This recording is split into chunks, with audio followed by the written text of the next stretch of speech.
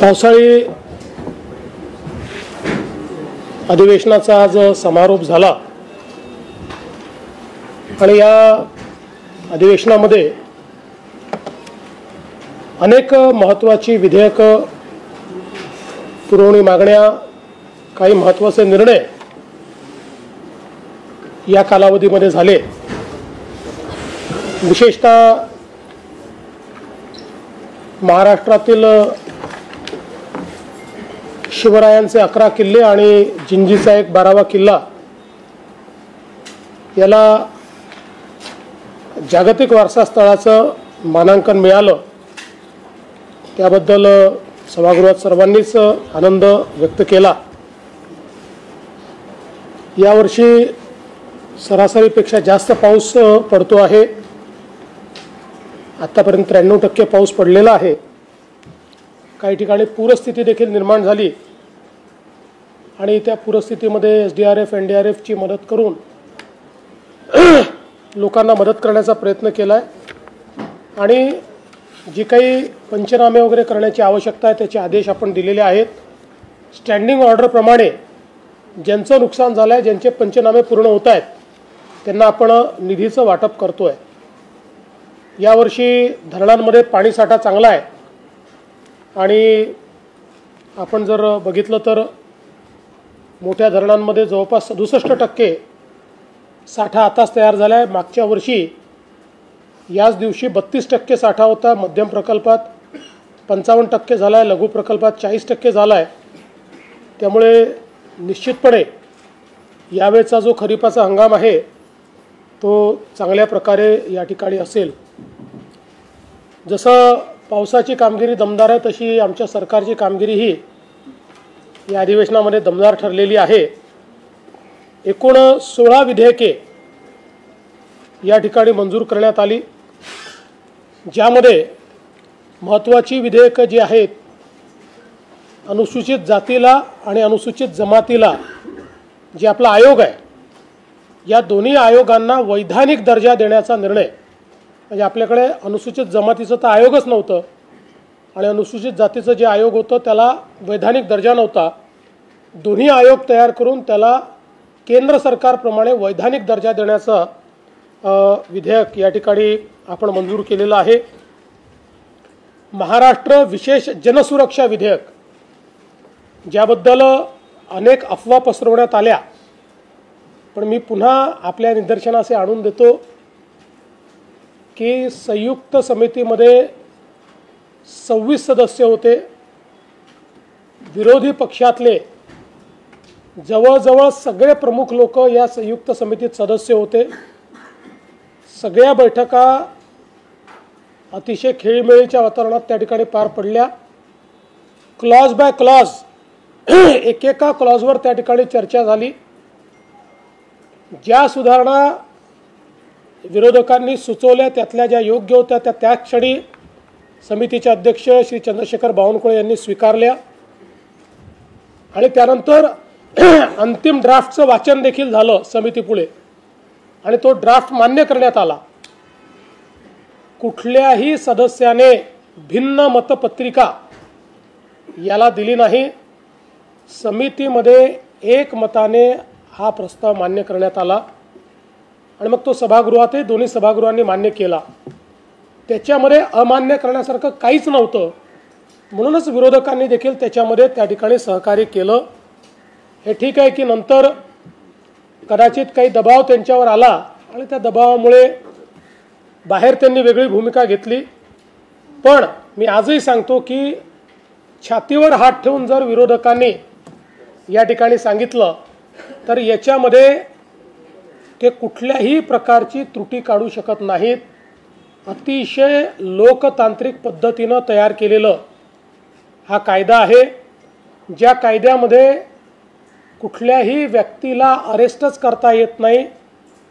या कायद्यामध्ये संस्थेवर बंदी टाकता येते आणि मग त्या संस्थेचे, बंदी संस्थेचे जे काही त्या ठिकाणी कार्य करणारे लोक असतील त्यांच्यावर ॲक्शन घेता येते आणि ही बंदी टाकण्याकरताही पहिल्यांदा सगळे पुरावे घेऊन हायकोर्टाचे जज आणि जिल्हा न्यायाधीश आणि PP अशा मंडळापुढे जावं लागतं.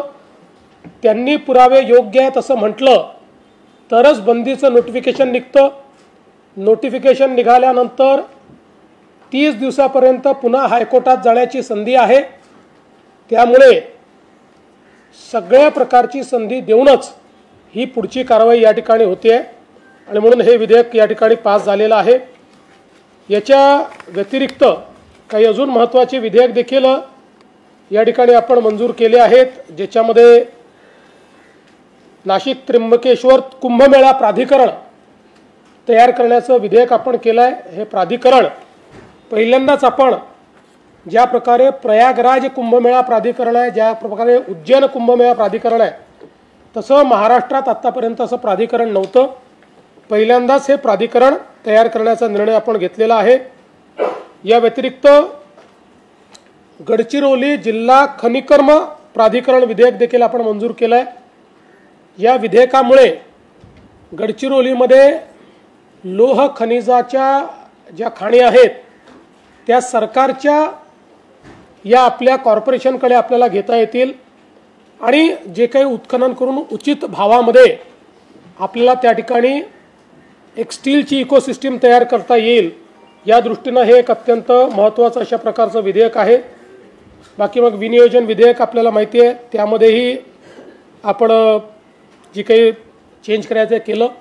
एक अजून महत्त्वाचं विधेयक महाराष्ट्र संघटित गुन्हेगारी नियंत्रण सुधारणा विधेयक म्हणजे मकोकामध्ये आता नार्कोटिक्सचाही समावेश करण्याचा निर्णय आपण घेतलेला आहे. त्याचंही विधेयक आज आपण या ठिकाणी मंजूर केलं आहे. प्रादेशिक नियोजन व नगररचना विधेयक जे आपल्याला आपल्या शहरांमध्ये काम करण्याकरता केंद्र सरकारचे ज्याच्या माध्यमातून पैसे मिळू शकतील अशा प्रकारचं एक हे चांगलं विधेयक, याला देखील या ठिकाणी मान्य करण्यात आलं आहे. या अधिवेशनामध्ये पुरवणी मागण्यांना मान्यता देण्यात आलेली आहे. त्या माध्यमातून जे काही महत्त्वाचे विषय आहेत त्याला मान्यता देण्यात आली आहे आणि विशेषतः पुरवणी मागण्यांच्या माध्यमातून मेट्रो प्रकल्प, महानगरपालिका, नगरपालिका, नगरपरिषदा, जिल्हा परिषदा यांचं मुद्रांक शुल्क जे त्यांना द्यायचं आहे ते देण्याच्याबद्दल, त्याचप्रमाणे सिंचन आणि पायाभूत सुविधा, महात्मा फुले जनआरोग्य योजना, संजय गांधी निराधार योजना, मागासवर्गीय विद्यार्थ्यांची शिष्यवृत्ती, अशा सगळ्या गोष्टींकरता निधी या पुरवणी मागण्यांच्या माध्यमातून उपलब्ध करून दिलेला आहे. आपण आजच बघितलं असेल, राज्य सरकारने दिव्यांगांकरता जी आपण 1,500 रुपये मदत करायचो ती 2,500 करण्याचा निर्णय घेतलेला आहे आणि त्यासोबत शिक्षकांचं टप्पा अनुदान देखील देण्याचा निर्णय हा या ठिकाणी घेतलेला आहे. त्यामुळे सर्व घटकांकरता या पुरवणी मागण्यांच्या माध्यमातून आपण काम केलेलं आहे. विशेषतः या अधिवेशनामध्ये महाराष्ट्राचे सुपुत्र आणि देशाचे सरन्यायाधीश माननीय श्री भूषण गवई साहेब यांचा देखील एक अतिशय हृदय सत्कार विधिमंडळाच्या माध्यमातून करण्यात आला. मंत्रिमंडळाने देखील या दरम्यान अतिशय चांगले निर्णय घेतले. नवीन अनुकंपा धोरणाला मान्यता देण्यात आली आणि अनुकंपाची 2008 पासूनची जी वेटिंग लिस्ट आहे ती पूर्णपणे समाप्त करण्याचा निर्णय हा या ठिकाणी मंत्रिमंडळाने घेतला. पशुसंवर्धन विभागाला कृषी समकक्ष दर्जा देण्याचा निर्णय हा या ठिकाणी घेण्यात आला. महाराष्ट्र ॲग्री बिझनेस नेटवर्क प्रकल्प, मॅग्नेट प्रकल्प, जो शेतीमध्ये अतिशय मोठी क्रांती करतोय, त्याच्या टप्पा 2ला म्हणजे 2025 ते 2030 या कालावधीकरता मान्यता देण्यात आली. श्री क्षेत्र संत शिरोमणी सावता महाराज संजीवनी समाधी मंदिर याच्याही विकासाकरता त्या ठिकाणी मान्यता देण्यात आली. अनेक महत्त्वाचे निर्णय या ठिकाणी केलेले आहेत. विरोधकांनी जे प्रश्न उपस्थित केले त्यालाही योग्य आणि समर्पक उत्तर हे देण्याचा प्रयत्न आम्ही केला आहे आणि अंतिम आठवडा प्रस्तावाच्या माध्यमातून राज्याची पुढची वाटचाल काय असणार आहे हे सांगण्याचा प्रयत्न देखील या ठिकाणी आम्ही केलेला आहे. मला असं वाटतं की एकूण सत्तारूढ पक्ष म्हणून झालेल्या कामकाजावर आम्ही समाधानी आहोत. हे खरं आहे की काही गोष्टी मात्र या अधिवेशनात अशा घडल्या की ज्याच्या संदर्भात निश्चितपणे आम्हाला दुःख आहे, खेद आहे आणि अशा गोष्टी घडू नये या दृष्टीनं भविष्यात जी काही काळजी घेतली पाहिजे ती घेण्याचा प्रयत्न आमचा सगळ्यांचाच या ठिकाणी असेल. मला असं वाटतं की विरोधी पक्षाच्या वतीनं हवेतले आरोप हे मोठ्या प्रमाणात करण्यात आले. पुरावे न देता, कागदपत्र न देता आरोप करायचं, शूट आणि स्कूट ज्याला म्हणतात, म्हणजे आरोप करायचं आणि पळून जायचं. पळून जायचा लिटरली अर्थ घेऊ नका, पण त्यातनं बाजूला व्हायचं, अशा प्रकारची एक रणनीती ही विरोधी पक्षाची होती. तथापि ठीक आहे, तो त्यांचा अधिकार आहे. आम्ही मात्र प्रत्येक गोष्टीला नीट पुराव्यानिशी त्या ठिकाणी उत्तर दिलेलं आहे.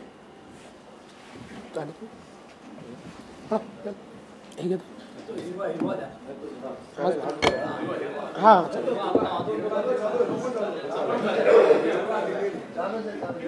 त्याच्यात पण काय का फरक नाही. महायुतीचे दोन महायुतीचे दोन एक आणखी पाहिजे होता. आवाज एकच आहे.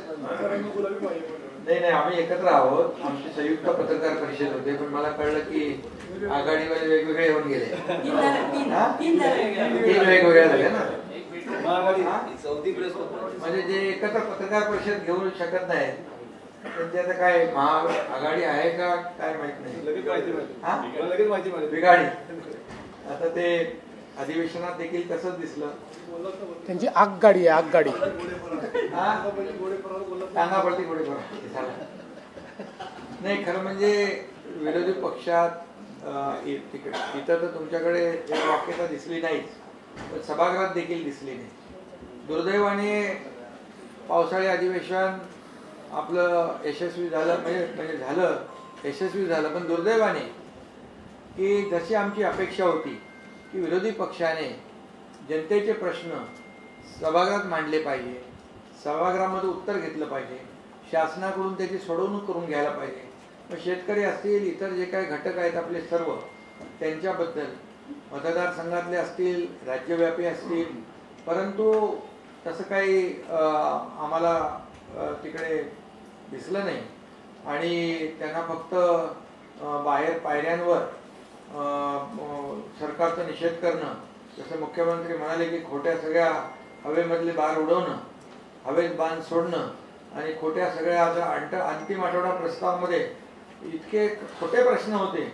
म्हणजे प्रश्न एक वेगळा आणि म्हणजे उत्तर तर आम्ही बरोबर नीट दिली, परंतु त्यामध्ये प्रश्न विचारताना देखील किंबहुना अंतिम आठवडा प्रस्ताव असेल, लक्षवेधी असेल, चुकीच्या माहितीच्या आधारावर, अर्धवट माहितीच्या आधारावर त्या ठिकाणी हे सगळं कामकाज करण्याचा त्यांनी प्रयत्न केला. खरं म्हणजे त्यांनी आता तुमच्या समोरच रोज तिकडे पायऱ्यांवर आंदोलन करतात. आता येता फलक घेऊन करत होते ते ठीक आहे. आता फॅन्सी ड्रेसचे कॉम्पिटिशन म्हणून केले त्यांनी यावेळेस. हा, भोपळा वगैरे ठीक आहे, पण ते काय काय घालून आले होते ना, त्यामुळे आता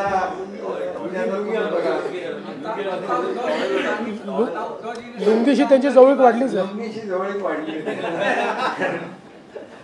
कशी वाढली माहिती आहे ना. त्यामुळे ते लुंगी बनियान घातली त्यांनी, ठीक आहे. परंतु एकच आहे, जे काही प्रकार झाले खाली सभागृहामध्ये देखील अध्यक्षांकडे अतिशय म्हणजे आक्षेपार्ह हातवारे करून अध्यक्षांच्या बद्दल सभागृहात बोलणं, बाहेर मीडियामध्ये आपल्याशी बोलणं, अध्यक्षांच्या वर शंका घेणं, अविश्वास दाखवणं, हे खरं म्हणजे लोकशाहीमध्ये हे सार्वभौम सभागृह आहे, त्याचा अपमान आहे. आणि बाहेर देखील म्हणजे सभागृहात बोला ना तुम्ही.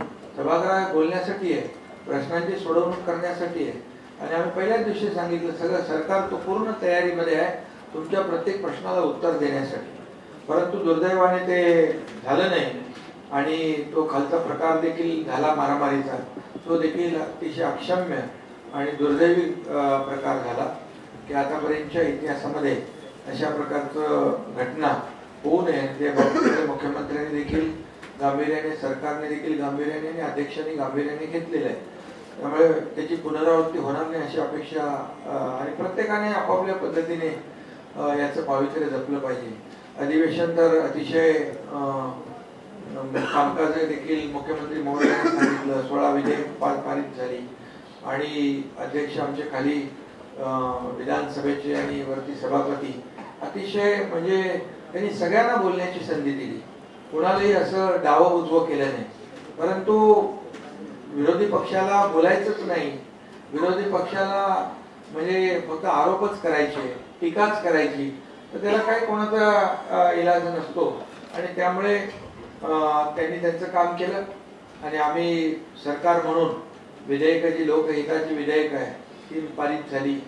अनेक निर्णय आम्ही घेतले याच्यामध्ये. मगाशी सांगितल्याप्रमाणे जनसुरक्षा विधेयक, नक्षलमुक्त महाराष्ट्रासाठी अनेक म्हणजे वर्षापासून त्याची आवश्यकता होती. अर्बन नक्षल जो विषय आहे की त्याला आपल्याला आणि त्याच्यामध्ये देखील मुख्यमंत्री महोदयांनी सगळं सांगितलं की असं कुठलंही कुणावरही असं आपण तात्काळ कारवाई करता येणार नाही. असं पारदर्शक जनसुरक्षा विधेयक देखील मंजूर झालं. झोपडपट्टी मुक्त महाराष्ट्रासाठी देखील निर्णय झाले. या मुंबईतल्या झोपडपट्ट्यांचं जे पुनर्विकास थांबला, भाडाच्या धोकादायक इमारतींचा पुनर्विकास प्रलंबित आहे, त्याला आपण चालना देतोय. मुंबईकर जो मुंबई बाहेर फेकला गेला आहे तो कुणाच्या काळात फेकला गेला, त्याला जबाबदार कोण आहे आपल्या सगळ्यांना माहित आहे. मुंबईची निवडणूक आली, महापालिकेने मुंबई तोडणार मुंबईकर आणि मराठी माणूस या बाबतीमध्ये जे काही ती कॅसेट दरवर्षाची आहे ते सगळ्यांना समजली आहे, कळली आहे आणि आता सगळे सुज्ञ आहेत. त्यामुळे मुंबईकर जो बाहेर गेलाय, नाला सुपारा, वसई विरार, इकडे बदलापूर, अंबरनाथ पर्यंत, त्याला आम्ही पुन्हा मुंबईमध्ये परत आणणार यासाठी आमचं शासन कटिबद्ध आहे. आणि त्यासाठी मग क्लस्टर योजना करतोय आम्ही. जॉईंट व्हेंचर मध्ये आमच्या ज्या शासकीय यंत्रणा आहेत, प्राधिकरण आहे, MMRDA, सिडको, MSRDC, MIDC, या सगळे लोक जे आहेत त्यामध्ये येऊन जे प्रायव्हेट बिल्डर जे पळून गेलेत घर योजना सोडून, तर हे सगळं ज्या गिरणी कामगारांना मोठ्या प्रमाणावर घरं मिळतील. मुंबई आणि मुंबईच्या लगत त्या बाबतीत देखील चर्चा झाली, बैठका झाली. अगोदर तर साधं सर्वेक्षण पण केलं नव्हतं. ठीक आहे, जाऊ दे, आम्हाला काय त्याच्यावर टीका करायची नाहीये. आणि त्याचबरोबर नवीन जे गृहनिर्माण धोरण आहे त्याच्यामध्ये देखील परवडणारी घरं, परवडणारी भाड्याची घरं, त्याचबरोबर नोकरदार महिलांसाठी घरं, स्टुडंट हॉस्टेल, या ठिकाणी गिरणी कामगारांसाठी घरं, पोलिसांना देखील आमच्या सरकारने जी काही घरं, त्या बाबतीत देखील खूप निर्णय. बाकी तर कुंभमेळ्याचं मुख्यमंत्री महोदयांनी सांगितलेलं आहे, विधेयकांच्या बद्दल सांगितलंय. गणेशोत्सव आता राज्य महोत्सव म्हणून जसं आम्ही गोविंदाला देखील प्रो गोविंद आणि सगळे आपले जे सण आहेत, सण जे साजरे करताना जो काही उत्सव, शेवटी महाराष्ट्रामध्ये गणेशोत्सव सगळ्यात मोठा उत्सव आहे. आणि हे सगळे जे सण उत्सव, आपली परंपरा संस्कृती जोपासली पाहिजे, वाढली पाहिजे, यासाठी शासन म्हणून शेवटी सगळं जे काही विकासाबरोबर या सर्व संस्कृती देखील आपल्याला महत्वाची आहे. विधानसभेच्या काळात देखील मगाशी तिचा उल्लेख झाला, 12 किल्ले जे युनेस्को मध्ये जागतिक वारसा यादीमध्ये आले, ही मोठी अचिव्हमेंट आहे. आणि यामुळे खऱ्या अर्थाने जगभरातले पर्यटक आपल्याकडे येतील. शिवाजी महाराजांचं शौर्य, पराक्रम, इतिहास, गडकोट किल्ल्यांचं महत्व अगदी 7 समुद्रापलीकडे जगभरात पसरेल. आणि आम्ही तर गडकोट किल्ल्यांचं सरकार म्हणून संवर्धन जतन तर करतोच आहे. आणि त्यामुळे आणखी मोठी जबाबदारी वाढली आहे. त्यामुळे मुख्यमंत्री महोदयांनी देखील पाठपुरावा केला. मी मुख्यमंत्री असताना ते प्रस्ताव पाठवला, हे मुख्यमंत्री असताना पारित झाला. आणि त्याच्यासाठी आदरणीय प्रधानमंत्री मोदी साहेबांचं देखील आम्ही अभिनंदन केलं की त्यांनी आपल्या महाराष्ट्राच्या गडकोट किल्ल्याला छत्रपती शिवाजी महाराजांच्या किल्ल्यानं प्राधान्य दिलं. ही आमच्यासाठी खूप मोठी गोष्ट आहे. आणि त्यांचा छत्रपती शिवाजी महाराजांचा आदर्श डोळ्यासमोर ठेवूनच आम्ही राज्यकारभार करतो. आम्ही काय, मोदी साहेब काय, देशाचा कारभार. आणि त्यामुळे हे मोठं झालं. मगाशी सांगितलं आपले सरन्यायाधीश, महाराष्ट्राचे सुपुत्र, त्यांचा देखील याच काळामध्ये सन्मान आणि सत्कार सेंट्रल हॉलमध्ये विधान भवनाच्या करता आला. ही एक मोठी अचिव्हमेंट आहे. आणि बघ बाकी अनेक जे काही निर्णय आम्ही घेतलेले आहेत ते निर्णय सर्वसामान्य लोकांच्या डिटेलमध्ये काही जात नाही, परंतु सर्वसामान्यांच्या हिताचे निर्णय या अधिवेशनामध्ये घेतले. आणि प्रत्येक याला विरोधी पक्षाच्या जे जे काही त्यांनी बाहेर केलं ते ठीक आहे, परंतु आतमध्ये जे जे काही विचारलं, प्रश्न विचारले, लक्ष दिले, त्याचं सगळं उत्तर देण्याचं काम आमच्या मंत्री महोदयांनी केले आणि सगळं कामकाज जे आहे, कामकाज पूर्णपणे विधानसभेचं आणि विधान परिषदेचं चांगलं कामकाज झालेलं आहे. आणि यामध्ये खऱ्या अर्थाने हे पावसाळी अधिवेशन जे आहे ते अतिशय त्याची फलश्रुती आहे, फ्रुटफुल आहे असं मी म्हणेन. लोकांसाठी, जनतेसाठी, या महाराष्ट्रातल्या सर्वसामान्य लोकांसाठी आमचा अजेंडा तोच आहे, या राज्यातल्या सर्वसामान्य लोकांना न्याय देणं. आणि म्हणून शिक्षकांचा देखील जो प्रश्न होता प्रलंबित तोही सुटला आहे. त्यांना देखील टप्पावाढ, अनुदान आहे, सगळे जे काही प्रश्न आहेत ते आम्ही जवळपास सोडवलेले आहेत, सोडवण्याचा आम्ही प्रयत्न करतोय. आणि जो काही 3 वर्षापासून विकासाला जो काही वेग दिलेला आहे, गती दिलेली आहे, ती आपल्या समोर आहे. अधिवेशनामध्ये जे काही प्रश्न आले, लक्षवेधी आल्या, अंतिम आठवडा आला. आता अंतिम आठवड्यामध्ये एवढे विषय घुसवले होते की त्याचा अंतिम आठवडा का तो म्हणजे अधिवेशनाचा होता का वार्षिक आठवडा होता माहिती नाही, पण तरी सुद्धा आम्ही त्याला सगळं वार्षिक अहवाल आणि उत्तर ऐकायची हिंमत पण दाखवत नाही, धाडच दाखवलं पाहिजे ना. म्हणजे प्रश्न विचारतात ते खोटे, आता चुकीच्या माहितीवर, अर्ध्या माहितीवर आधारित, आणि उत्तर ऐकायला पण थांबले पाहिजे ना, तेवढं पण धाडच दाखवायला पाहिजे. बरं ठीक आहे, जाऊ द्या. पण एवढंच मी सांगतो की आता हे पावसाळी अधिवेशन अतिशय चांगलं झालं, वेळेवेळेच्या वातावरणात झालं. आणि बाकी राज्याचा जो काही विकास आहे, या अधिवेशन काळात देखील मुख्यमंत्री महोदयांनी 150 दिवसाचा आपला आम्ही त्याचा आढावा देखील घेतला. आणि 100 दिवस, 150 दिवस एक प्रशासनाला जी काही गती देण्याचं काम, किंबहुना जे आपण लोकांना अँसरेबल आहोत त्यांना, लोकांना स्थानिक पातळीवर न्याय देण्याचं काम या ठिकाणी त्या मुख्यमंत्र्यांच्या कृती आराखड्याच्या माध्यमातून होत आहे. या अधिवेशन काळात देखील बहुत महत्त्वाच्या बैठका देखील झाल्या. त्याही म्हणजे अधिवेशन सुरू आणि बैठकाही सुरू, अनेक निर्णय आम्ही घेतले. त्यामुळे अतिशय कामकाज पूर्ण करणारं हे अधिवेशन आमच्या दृष्टीने झालेलं आहे. आणि आमच्या म्हणजे लोकांच्या हितासाठी, लोकांच्या हिताचं, लोकांना न्याय देणारं हे अधिवेशन आम्ही केले. धन्यवाद. सर्व पत्रकार मित्रांचं, बंधू भगिनींचं मी स्वागत करतो. सर्वांना नमस्कार देखील करतो. मुख्यमंत्री महोदयांनी आणि उपमुख्यमंत्री महोदयांनी बऱ्याच बाबी या अधिवेशनाच्या निमित्तानं काय घडल्या 3 आठवड्यामध्ये तो सांगण्याचं काम केलेलं आहे. आपल्याला सगळ्यांना ज्ञात आहे की जूनला सुरू झालेलं अधिवेशन बरोबर 3 आठवडे चालले. रोज दर आठवड्यात 5 दिवस, असे 15 दिवस अधिवेशन झालं. खरं तर पत्रकार मित्रांनो, हे अधिवेशन यावेळेच्या पुरवणी मागण्याच्या दृष्टीनं पण महत्त्वाचं होतं. आणि जवळपास 57,509 कोटी 51 लाख रुपयाच्या पुरवणी मागण्या आम्ही सादर केल्या. पहिल्याच दिवशी सादर केल्या, त्याच्यानंतर त्याच्याबद्दलची चर्चा झाली आणि दुसऱ्या आठवड्यात विनियोजन बिलासहित ह्या सगळ्या पुरवणी मागण्या म्हणजे रकमा मंजूर झाल्या. वास्तविक सगळ्यांना असं वाटत होतं की आता आपल्याला सगळ्यांना माहिती आहे, वर्षानुवर्ष विनियोजन बिल झालं म्हणजे सूप वाजलं आपल्या अधिवेशनाचं. परंतु तसं अजिबात होऊन दिलं गेलं नाही. मुख्यमंत्र्यांनी स्वतः निर्णय घेतला की आपल्याला 3 आठवडे म्हणजे 3 आठवडे चालवायचं. परंतु ज्या प्रकारे विरोधी पक्षाच्या सन्माननीय 50 सदस्य आहेत ते त्यांनी उपस्थित राहायला पाहिजे तशा प्रकारे उपस्थित राहताना दिसत नव्हते. बऱ्याचदा प्रश्नोत्तराच्या तासाला समोरचं बेंच म्हणजे त्यांच्या समोरची बाजू ही मोकळी असलेली पाहायला त्या ठिकाणी मिळायचे. आणि त्यांना ज्या प्रकारे ह्या अधिवेशनाच्या निमित्तानं छाप पाडायला संधी होती ती काही त्यांना पाडता आली नाही. त्याच्यातून त्याची उदासीनताच आपल्याला सगळ्यांना पाहायला मिळाली.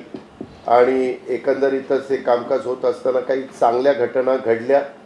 परंतु काल जी घटना घडली ती खरोखरीच आजपर्यंत मी आता 35 वर्ष इथं ह्या विधिमंडळामध्ये येतोय, अशा प्रकारची घटना कधी घडलेली नव्हती. आणि त्याला जरा गालबोट लागलं, त्या गोष्टीचा आम्हाला सगळ्यांनाच खेद आहे. वास्तविक ह्या कॅम्पसमध्ये सगळा अधिकार हा सभापती महोदय आणि विधानसभेच्या अध्यक्ष महोदयांचा असतो. काही दिवस एवढी गर्दी असायची की चालायला पण यायचं नाही. महिलांची पण पंचायत व्हायची की एवढी गर्दी तिथं राहायची. ह्या काही घटना घडल्या. या अधिवेशनाच्या आजपर्यंतच्या इतिहासात एवढ्या लक्षवेधी कधी झाल्या नाही. एकेका दिवशी 25-25 लक्षवेधी आणि अर्ध्या तासाच्या 11-11, 12-12 चर्चा. अक्षरशः सगळ्या मंत्रिमंडळाचं तर खरं अभिनंदन केलं पाहिजे, कारण रात्री 3ला 3:30ला सांगायचे उद्या 3 ह्या तुमच्या लक्षवेधी लागल्या. बरं, त्यावेळेस संबंधित अधिकाऱ्यांना फोन करायचा म्हटलं तर ते बिचारे झोपलेले असायचे. त्याच्यावर सकाळी लवकर तयार, आता मला सकाळी लवकर मी तयारच असतो त्याच्यावर काही प्रश्न नाही, पण बाकीच्यांची पंचायत त्या ठिकाणी व्हायची. हा, ते बरोबर आहे, परंतु ते झालं ना. आम्ही तर बघत होतो एवढ्या इतक्या वर्षाच्या इतिहासात एवढ्या अर्ध्या तासाच्या चर्चा पण आणि लक्षवेधी पण इतक्या पार पडलेल्या आपण कधी बघितलेलं नाही. तुम्ही बघा, मगाशी ज्याचा उल्लेख मुख्यमंत्री महोदयांनी आणि उपमुख्यमंत्री महोदयांनी दोघांनी केला, पण महाराष्ट्र विशेष जनसुरक्षा विधेयक हे साधारण होतं. त्याचे जॉईंट सिलेक्ट कमिटी होती, आमचे चंद्रशेखर बावनकुळे त्याचे अध्यक्ष होते, 25 जणांची समिती होती. त्याच्यात मुख्यमंत्र्यांनी ते सगळे समोरचे प्रमुख लोक त्याच्यात टाकलेले होते. त्यांनाही आनंद वाटला, चला चला आपल्याला टाकले आता चर्चा. आणि त्यांना कुठं माहिती आहे की नंतर चर्चा करताना आपल्याला चर्चेत भागच घेता येत नाही. आणि माझ्या इथे त्यांना फोन आले ना वरिष्ठांचे, चर्चेत जोरात मांडा, अमकं करा तमकं करा. परंतु ज्यावेळेस त्यांना कळलं की आपण मांडूच शकत नाही, त्यावेळेस त्यांचे अक्षरशः इतके चेहरे केविलवाणी झालेले होते. त्यांना काहीच नाही, ठरून नाही. ते काही दूधखोळे आहेत का? ते इतके वर्ष त्यांच्या सगळ्यांच्या पेक्षा ते जास्त काळ राजकारणातले समोरचे लोक आहेत. दूधखोळे नव्हते, परंतु त्याच्यामध्ये त्यांच्या लक्षात यायला पाहिजे होतं. ठीक आहे, हरकत नाही. आणि नंतर वरनं दाट्टे आला, तुम्ही का विरोध केला नाही, आमका का केलं नाही. मग परत दुसऱ्या दिवशी काहीतरी मुद्दे काढून ते असं करायचं तसं करायचं, त्याला काही अर्थ नव्हता. आणि एकंदरीतच तुम्ही सगळ्यांनी पाहिलं, आम्ही पण बघत होतो, प्रत्येक गोष्टीमध्ये उत्तर देण्याची आमची सगळ्यांची मानसिकता होती, तयारी होती. ही गोष्ट निर्विवादपणे या निमित्तानं सत्य होती, हे पण आपण सगळ्यांनी पाहिलेलं आहे. आणि एकंदरीतच पुढचं अधिवेशन 8 डिसेंबरला नागपूरला होणार आहे. आणि एकंदरीत जे काही कामकाज झालं ते मोठ्या प्रमाणावर झालं. कुठल्याही गोंधळामध्ये एकही बिल मंजूर करण्यात आलं नाही. ज्या बिलांच्या बाबतीत महत्त्वाची चर्चा व्हायला पाहिजे होती त्याची चर्चा झाली गेली. काही महत्त्वाच्या बिलांना रिप्लाय स्वतः मुख्यमंत्र्यांनी दिला. काही म्हणजे असं कुठंच काही हे गेलं नाही. आपलं कसाही बिलं काढून घेतली, गोंधळ घातला आहे. मागं अनेकदा सभागृहामध्ये गोंधळ घातला जायचा आणि त्यावेळेस 5-5, 6-6, 7-7 बिलं काढली जायची.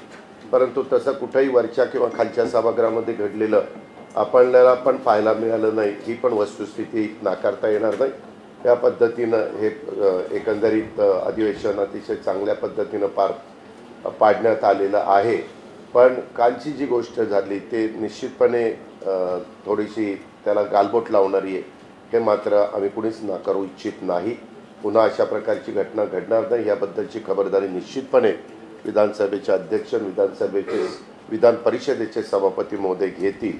याहीबद्दल माझ्या मनामध्ये ते मात्र शंका नाही आहे. एवढंच मला या निमित्तानं सांगायचं. धन्यवाद. विपक्ष विधानसभा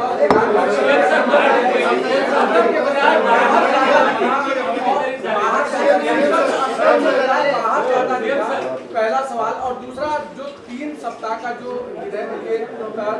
लेने का जो निर्णय सरकार ने किया था, क्या विपक्ष के पास मुद्दे नहीं बचे थे और सरकार अपने?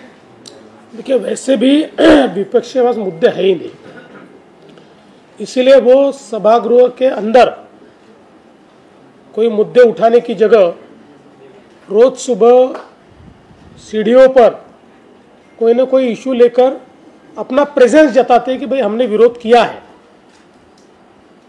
एक भी मुद्दा प्रभाव के साथ और एविडेंस के साथ वो लोग इस सभागृह में नहीं रख पाए. सर, मराठा समाजासाठी मोठा निर्णय झाला, 300 कोटी वितरित झालेले आहेत. नाही, असं आहे की 300 कोटी नाही, आता एकूण 750 कोटी रुपये 750 कोटी रुपयाची प्रोव्हिजन झालेली आहे. आणि अण्णासाहेब पाटील आर्थिक विकास महामंडळ जे आहे ज्या माध्यमातून मराठा तरुणांकरता आपण रोजगाराची संधी उपलब्ध करून देतो, त्याला 750 कोटी रुपयाची प्रोव्हिजन करण्यात आलेली आहे आणि त्याचा पहिला टप्पा वितरित देखील करण्यात आलेला आहे. पूर्वी सुद्धा विधानसभेमध्ये 288 सदस्य होते, त्यांचंही प्रेशर होतायचं की आमचे पण लक्षवेधी लागली पाहिजे, आमचं पण काहीतरी लागलं पाहिजे, पण अशा पद्धतीने कधी लक्षवेधी किंवा कधी पाहिलेलं नाही. याचा अर्थ कुठच्या तरी दबावाखाली काम केलं जात आहे का, एक मुद्दा. दुसरा मुद्दा, ज्या पद्धतीने सभागृहामध्ये बेशिस्तपणा वाढलेला आहे किंवा एकमेकांना क्रॉस करून जाण्याचा विषय वाटला, सदस्य बोलतात, मंत्री सुद्धा क्रॉस करून जातात, सिनियर सदस्य पण क्रॉस करून जातात, हा पण गोंधळ वाढलेला आहे. आणि तिसरा महत्त्वाचा मुद्दा, लक्षवेधी चालू आहे, प्रश्नोत्तर चालू आहे आणि घोळका करून बोलण्याचं किंवा मंत्र्यांकडे येऊन पत्रावर सहाय्य करण्याचं वाढलेलं आहे.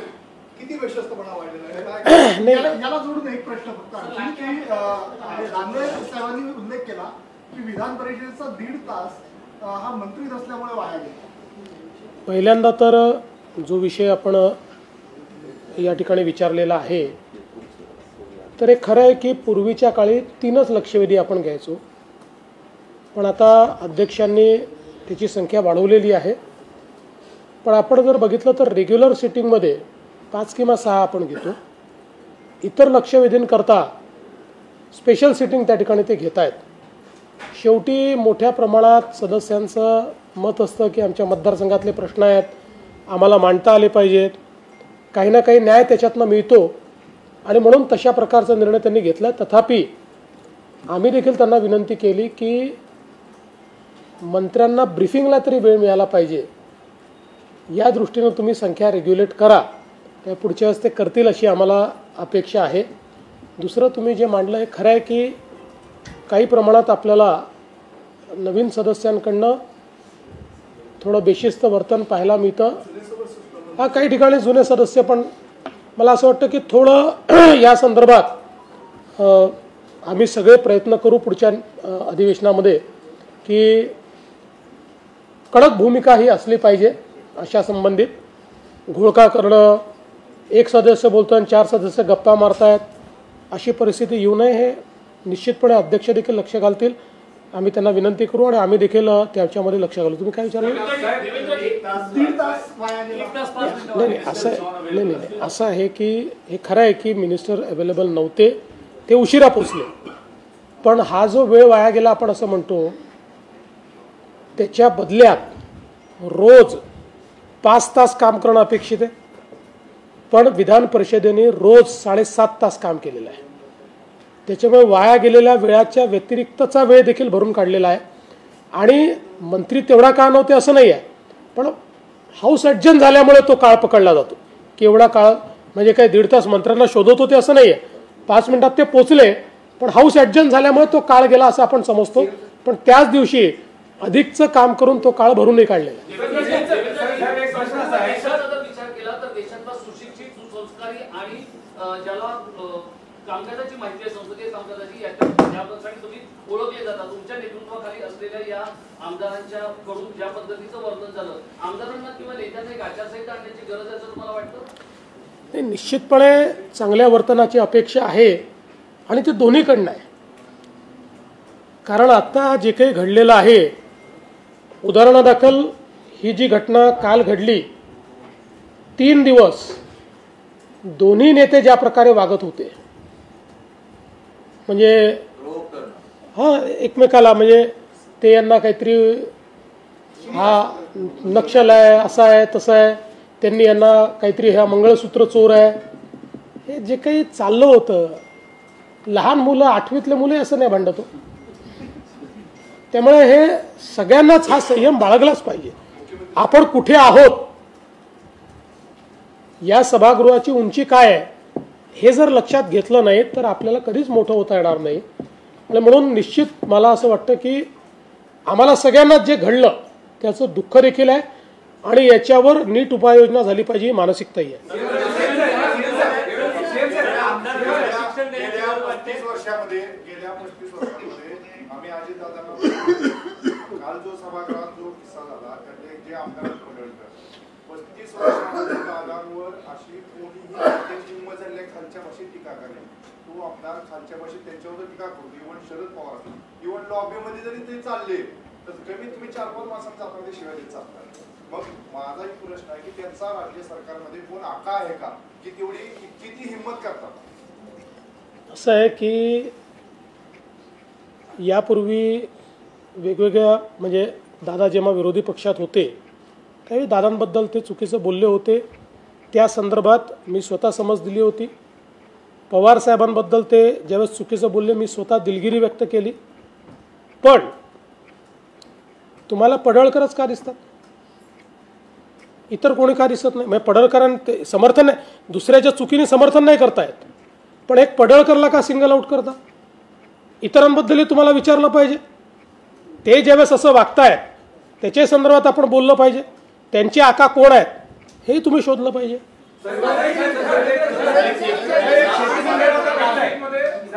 तुम्ही कृषी क्षेत्रामध्ये भांडवली गुंतवणुकीसाठी 5,000 कोटी रुपये वार्षिक आणि 25,000 कोटी असं 5 वर्षाचं टार्गेट आहे. पण या 5,000 कोटीसाठी तुम्ही आर्थिक तरतूद काय केलेली आहे आणि या विरोधी मार्गांमध्ये दिसत नाही. अर्थसंकल्पीय तरतूद आहे का कृषी क्षेत्रामध्ये? ही तरतूद. दुसरा प्रश्न असा आहे की तुम्ही कर्जमाफी देतो म्हणून सांगितलं होतं, महायुतीने सांगितलं होतं, पण आज जी समिती नेमली ती कर्जाच्या विळख्यातून बाहेर काढण्यासाठी उपाययोजना सुचवण्याची समिती नेमली आहे. तर नेमकं कर्जमाफी देणार आहे सरकार की नाही देणार आहे? पहिला प्रश्न काय होता? 5,000 कोटी रुपये जे आम्ही द्यायचं कबूल केलं होतं त्याची तरतूद मूळ अर्थसंकल्पामध्ये केलेली आहे. त्यानुसार त्याच्या योजनाही आपण सुरू केल्या आहेत आणि त्या व्यतिरिक्त मॅग्नेटसारखा प्रकल्प ज्याला आपण मान्यता दिली, या प्रकल्पामध्येही शेतीचं गुंतवणूक आहे. नानाजी देशमुख कृषी समृद्धी योजना त्याच्यातही शेती क्षेत्रातलीच गुंतवणूक आहे. स्मार्ट प्रकल्पातही शेती क्षेत्रातली गुंतवणूक आहे. या तिन्ही प्रकल्पामध्ये राज्याचा हिस्सा आहे. त्या हिस्स्याची तरतूद देखील आपण पूर्णपणे केलेली आहे. आणि आजची जी समिती आपण केली ती जर तुम्ही नीट बघितली असेल किंवा त्याचं जर तुम्ही वर्डिंग पाहिलं असेल तर त्यात आम्ही काय सांगितलेलं आहे की 2 वेळा कर्जमाफी केली आणि शेतकरी पुन्हा लगेच कर्जाच्या विळख्यात गेलेला आपल्याला पाहायला मिळाला. त्यामुळे कर्जमाफी हा एक उपाय आहेच, तो आम्ही नाकारतच नाही. आणि जे आम्ही सांगितलेलं आहे ते आम्ही करणारच आहोत, आम्ही त्यातनं मागे हटणारच नाही आहोत. पण या समितीला आम्ही कर्जमाफी हा तात्कालिक आहे किंवा ज्याला आपण शॉर्ट टर्म मेजर म्हणतो तो आहे, म्हणून या समितीला शॉर्ट टर्म मेजरसोबत लॉंग टर्म मेजर देखील काय केले पाहिजे. कारण कुठल्याच राज्यात ही क्षमता नाही की दर 5 वर्षांनी ते राज्य कर्जमाफी करू शकेल, ही क्षमता नाही आहे. आणि म्हणूनच आम्ही हा निर्णय घेतला. शेवटी कर्जमाफीला 20-25 हजार कोटी रुपये लागतील. आम्ही 25,000 कोटी हे तर त्या ठिकाणी गुंतवणूक करतोच आहोत. त्याच्या व्यतिरिक्त किसान सन्मान योजनेच्या माध्यमातून 12,000 कोटी रुपये वेगळे हे आपण शेतकऱ्यांच्या खात्यामध्ये थेट देतो. त्यामुळे शेतकऱ्यांकरता हात अकडता नाही घेतलेला, पण दरवेळेस नुसती कर्जमाफी देण्याच्या ऐवजी लॉंग टर्म उपाययोजना करून जर आपण त्याला कर्जातनं मुक्त करू शकलो तर आपल्या शेतकऱ्याला आपण सुखाचं जीवन देऊ शकू, याकरता समिती केली.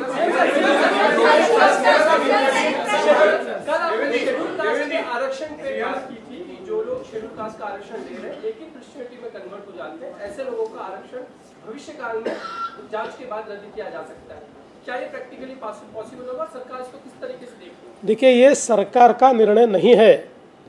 सर्वोच्च न्यायालय ने 2024 में एक निर्णय दिया. उस निर्णय में उन्होंने ये कहा है कि एससी का रिजर्वेशन ये केवल हिंदू, बौद्ध और सिख इन 3 कम्युनिटी में ही दिया जा सकता है. कोई अगर अपना धर्म बदलता है तो उसको ये रिजर्वेशन नहीं दिया जा सकता. धर्म बदलने के बाद उसका एससी स्टेटस ये समाप्त होता है. इसलिए जो सुप्रीम कोर्ट ने आदेश दिया है उसी के अनुरूप राज्य की सरकार कार्रवाई करेगी.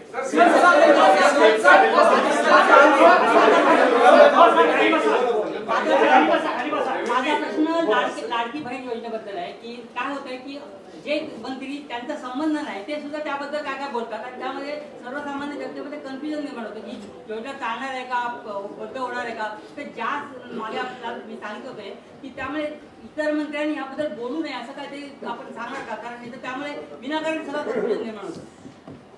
आम्ही मंत्र्यांच्या बोलण्यावर कुठलाही प्रतिबंध लावलेला नाही, तथापि त्यांनी सतसत विवेक बुद्धीचा वापर करूनच बोललं पाहिजे हा आमचा आग्रह आहे.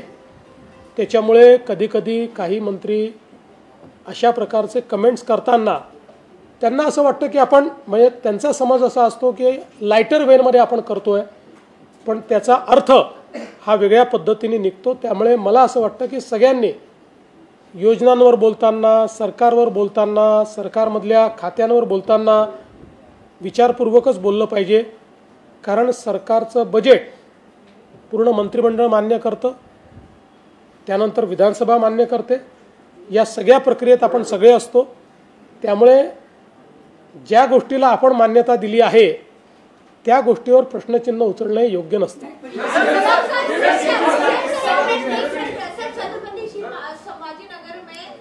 औरंगजेब उसकी मजार है, उस पर जो एक बोर्ड लगा हुआ है जिस बोर्ड पर लिखा हुआ है मुगल सम्राट बादशाह शहंशाह आलम की, क्या इस बोर्ड को सरकार पेश करेगी? इसके लिए मांगे भी उठ रही कि इस बोर्ड को निकाला जाए, क्रूर शासक औरंगजेब इस तरह का बोर्ड लगाया जाए और वहाँ पर जो है कुछ लोग जाते हैं, नमाज पढ़ते हैं, गुलाल गुलाब जो है वहाँ पर चढ़ाया जाता है. सर क्या इस पर सरकार कार्रवाई करेगी? देखिए, पहली बात तो औरंगजेब भारत का हीरो नहीं है, भारत के किसी समाज का हीरो नहीं है, इसलिए उस पर फूल हार चढ़ाने का तो कोई कारण नहीं है. लेकिन जहाँ तक उसकी मज़ार का सवाल है तो ये देश के संसद ने जो कानून तैयार किया है उस कानून के हिसाब से ये एक प्रोटेक्टेड इस प्रकार की जगह मानी जाती है और ये केंद्र सरकार के आर्कियोलॉजी डिपार्टमेंट के तहत है. इसलिए इसके बारे में कोई भी निर्णय राज्य सरकार नहीं कर सकता, केंद्र सरकार ही कर सकता है.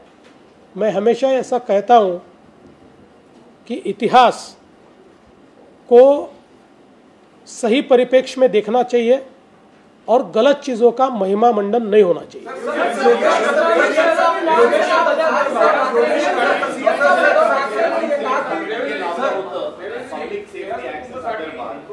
आता जयंतराव याच्या परिषदेमध्ये बोलले होते की आम्ही सरकारला त्याच्यामधून अर्बन नक्सल जे टर्मिनॉलॉजी होते काढायला लावलं, परंतु आम्ही जे सूचना केली होते 4 मीटिंग मध्ये जे मिनिट झालेलं आहे ते सगळे सूचना ओके म्हटलं आम्हाला मीटिंग मध्ये जॉईंट सिलेक्ट कमिटीचे, परंतु ते ऍक्च्युअली इम्प्लिमेंट केलं नव्हतं.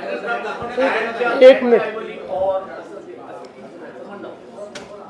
अध्यक्ष इथे आहेत पण तरी तुम्हाला सांगतो फायनल ड्राफ्टचंही पूर्ण वाचन होतं, असं नाही आहे. ड्राफ्ट, एक मिनिट, ड्राफ्ट कोणालाही घरी जाऊन वाचायचा नसतो, तिथे ड्राफ्ट सर्क्युलेट होतो, एकेका अक्षराचं वाचन होतं आणि तुमचं काही म्हणणं असेल तेवढ्याकरताच ते वाचन होतं. तर तुम्हाला भिन्न मतपत्रिका लावता येते आणि जो भिन्न मतपत्रिका लावतो त्याला ती मी का लावली याच्यावर सभागृहात भाषणही देता येतं. त्यांनी कोणीही भिन्न मतपत्रिका लावलेली नाही याचा अर्थ त्याचा याला पूर्ण मान्यता आहे, कारण त्यांच्या समोर वाचन त्याचं झालेलं आहे. हा हे हे झालंय त्यांचं, असं सहनही होत नाही, सांगताही येत नाही. त्यांच्या हे लक्षात आलेलं आहे की त्यांच्या समोर जेव्हा पूर्ण मांडलं गेलं आक्षेपार्ह नव्हतंच, त्यामुळे त्यांना आक्षेप घेताच आला नाही आणि आता त्यांच्या पक्षाची भूमिका बदललेली आहे. याच्यावर असं आहे की 12,500 हरकती आल्या होत्या, हरकती जेव्हा सुटला त्याच्यामधल्या 9,500 एवढ्या नको म्हणून म्हणजे त्या बिलाला विरोध करणाऱ्या होत्या, त्याचा विचार केला गेला नाही. हे पण चुकीचं आहे असं आता निवेदनात नाही, तेही सांगतो. ते निवेदनात काय सत्य तुम्हाला सांगतो, सत्य तुम्हाला सांगतो, ते खोटं बोलताय. संपूर्ण 12,500 जेवढ्या हरकती होत्या त्याची कॅटेगरी तयार केली. ती कॅटेगरी तयार केल्यानंतर त्याच्यातल्या काही हरकती अशा होत्या ज्याचा बिलाशी संबंधच नव्हता. जसं आता बोलताना बिल न वाचता बोलतायत, तसं बिल न समजता काही लोकांनी हरकती घेतल्या होत्या. त्या हरकतींवर कुठली चर्चा करण्याचं कारण नव्हतं. बिलाच्या क्लॉज संदर्भातल्या ज्या हरकती होत्या त्याची कॅटेगरी तयार केली, त्याच्यावरही चर्चा झाली. त्यातल्या काही हरकती विरोधी पक्षाने देखील मांडल्या, त्याचा समावेश करण्यात आला. काही हरकती कमिटीने मान्य केल्या नाहीत, पण सगळ्या हरकती त्या ठिकाणी विचारात घेण्यात आल्या.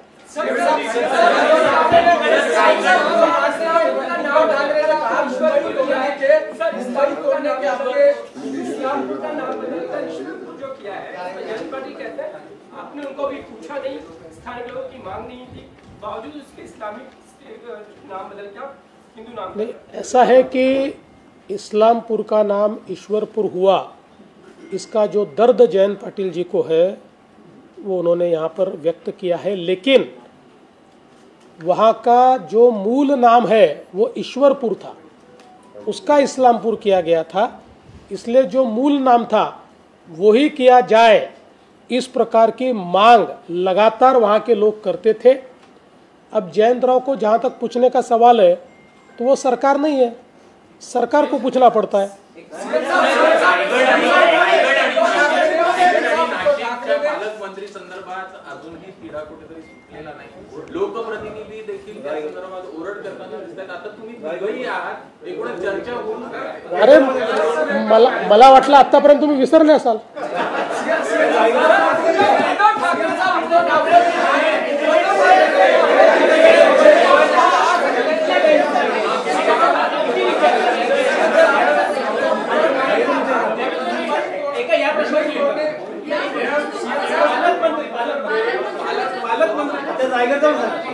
असं आहे की योग्य वेळी त्याचा निर्णय आम्ही करू, पण पालकमंत्री नसल्यामुळे कोणाचंही काम आम्ही रखडवलेलं नाही.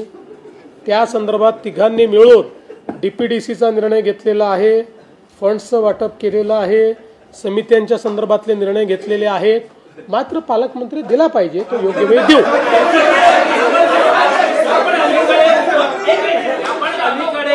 बऱ्याचदा उद्धव ठाकरेंना ऑफर देत आहे, त्याच्यामागचं काय इंगित काय, म्हणजे त्यांनी हसत खेळत प्रत्यक्षात त्याच्यामध्ये.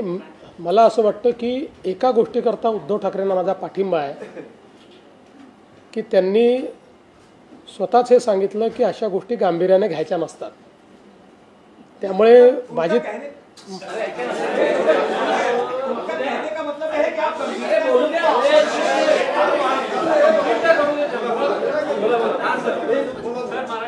असं आहे, तुम्ही अलीकडच्या काळात सगळे या ठिकाणी तक्रार करता की विधानमंडळाचं कामकाज पूर्वीसारखं होत नाही. कसं पूर्वीसारखं होईल? आम्ही खेळीमेळीच्या वातावरणामध्ये गमती जमती केल्या, मजाक केली तरी त्याची हेडलाईन करता. आता तुम्हालाही माहिती आहे, त्यांनाही माहिती आहे, आणि जगाला माहिती आहे की त्या ठिकाणी मी काय बोललो. मी हेच सांगितलं की 2029 पर्यंत मी तर तिकडे येण्याचं काही कारण नाही. तुमचा विचार असेल तर पाहू. याचा अर्थ काय आहे? याला काय ऑफर म्हणतात? त्यामुळे मला असं वाटतं की अलीकडच्या काळामध्ये समजा संवाद होत असेल किंवा थोडी गंमत जमत होत असेल, तुम्ही काय इतके सिरियसली घेता? जरा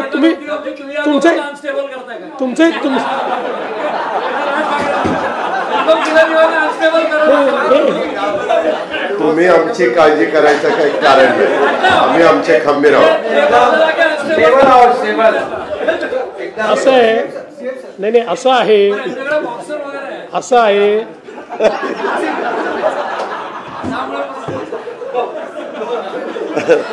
असं आहे त्या बॉक्सरचा आम्ही त्या बॉक्सरचा टोका तिकडे वळला म्हणजे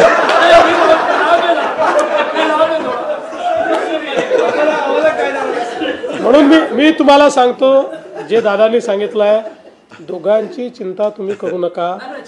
नाही, बिलकुल करू नका. नाही करूच नका. आम्ही तिघही सक्षम आहोत, त्याच्यामुळे कुठली चिंता करण्याची आवश्यकता नाही. कोणी किती काड्या टाकल्या तरीही आम्ही स्टेबल आहोत.